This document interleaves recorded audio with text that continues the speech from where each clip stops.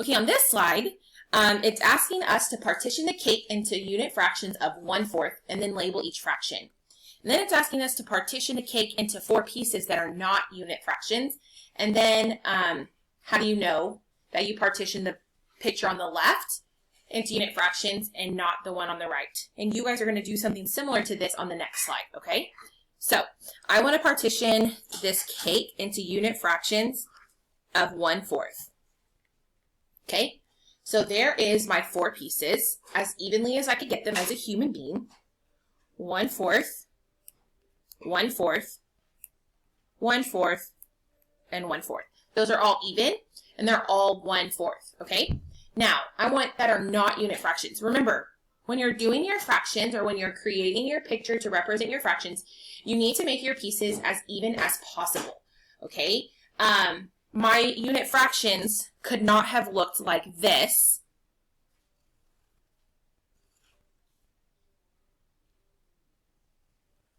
Okay, that is 4 pieces. I have 1, 2, 3, 4, okay? Those are my 4 pieces, but those are not equal sized pieces, and this is not a fraction. Think about this as a cake, and it's your birthday, and your mom cuts the cake. She just cuts it however she wants to, and this is the 1 piece that you get. Would you be very happy with that?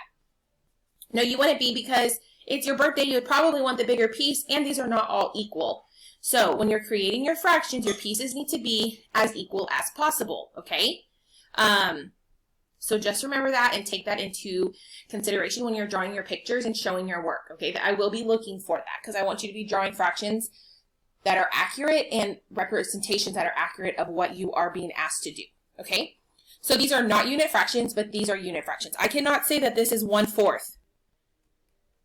This is not 1/4, okay? That is not true, and I cannot do that. I cannot say that this is 1/4 or this is 1/4 or this is 1/4 because they are not the same size pieces.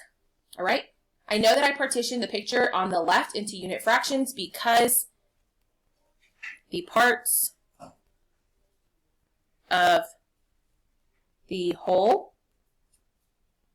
are equal in size. Okay? So that's what you would be explaining to me. You need to type that out where you have your little text box, and then you need to create your fractions just like this on the next slide.